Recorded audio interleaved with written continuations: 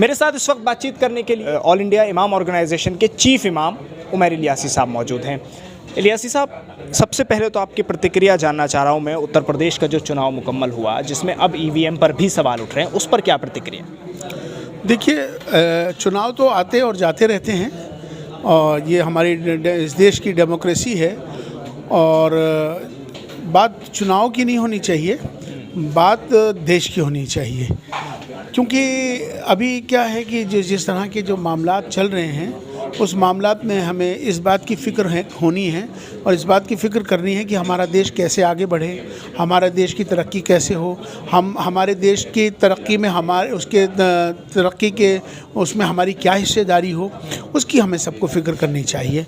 असल बुनियादी बात यह है कि हमारा देश और हम सब लोग एक हैं, हम सब मिलके आगे देश को आगे बढ़ाएं, ये इस बात की बुनियादी बात है। तो बीजेपी आगे बढ़ा पाएगी देश को? क्योंकि लगातार कहा जा रहा है कि भाई देश में जो भेदभाव है, नफ़रत की राजनीति है, वो बीजेपी की तरफ से की जा रही है। तमाम मुस्लिम जो रहनुमा हैं वो इस बात को कहते हैं। उमैर इलियासी साहब क्या कहें?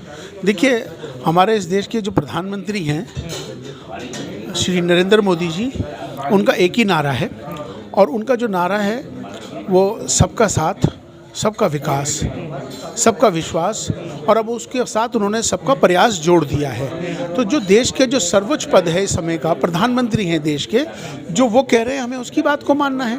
अब उन्होंने जो कहा है और वो 136 करोड़ लोगों की बात करते हैं, भारतवासियों की बात करते हैं, तो मैं समझता हूँ कि इसी में सब कुछ आ जाता है कि हम सब एक ही हैं और सब हम एक होकर भारत के विकास में अपना हिस्सेदारी, अपना योगदान दें, इसकी अहम ज़रूरत है।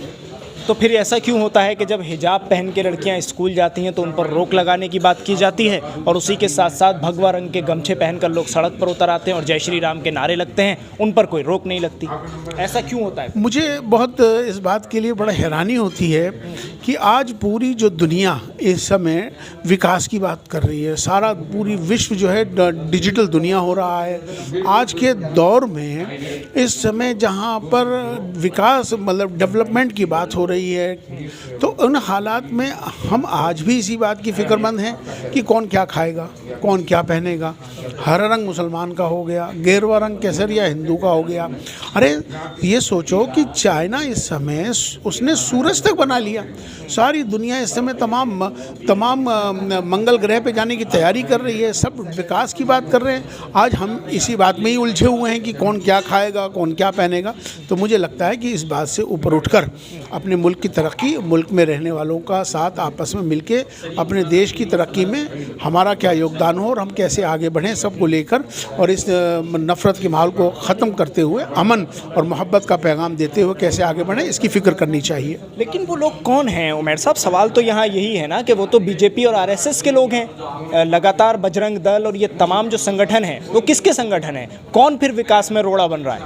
देखिए, हर समाज के अंदर अच्छे लोग ज़्यादा हैं।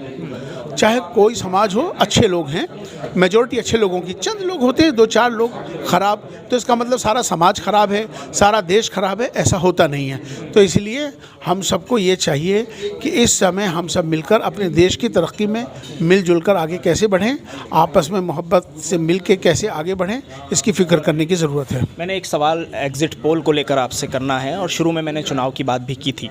तो क्या आपको लग रहा है कि जो एग्ज़िट पोल दिखाया जा रहा है वही एग्ज़िट पोल सही साबित होगा और बीजेपी सरकार बनाएगी? और अगर बीजेपी ने सरकार बना भी ली तो जिस तरह से अभी पिछले जो 5 साल गुजरे हैं उसमें देखा गया है कि नफ़रत का जो एक पैमाना है वो लगातार ऊपर की तरफ बढ़ा है, तो आने वाले 5 साल में उमैर इलियासी साहब मुसलमानों को कहाँ देखते हैं और ख़ास तौर से पूरे मुल्क को कहाँ देखते हैं?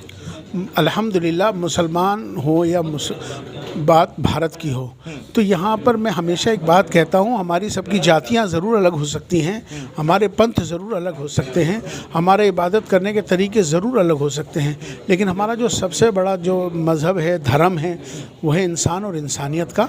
और भारत में रहते हैं, हम सब भारतीय हैं, तो हमारी पहचान भारतीय से होनी चाहिए। बात लफ्ज़ मुसलमान, ईसाई, हिंदू ये मत करिए, बात करिए हम सब भारतीय हैं।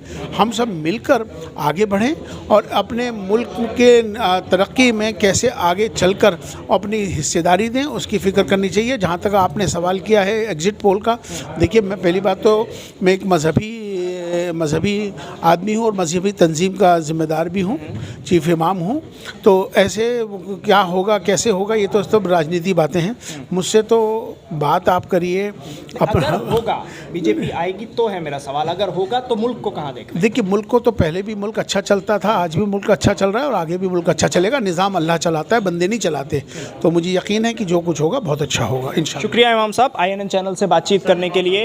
इमाम साहब ने सीधे तौर पर कहा है कि मुल्क लगातार आगे बढ़ रहा है, तरक्की की राहों पर चल रहा है। इनका कहना है अगर बीजेपी आती भी है तो भी ये मुल्क को तरक्की की राहों पर बढ़ता हुआ देख रहे हैं। दिल्ली से INN चैनल के लिए साहिल नकवी।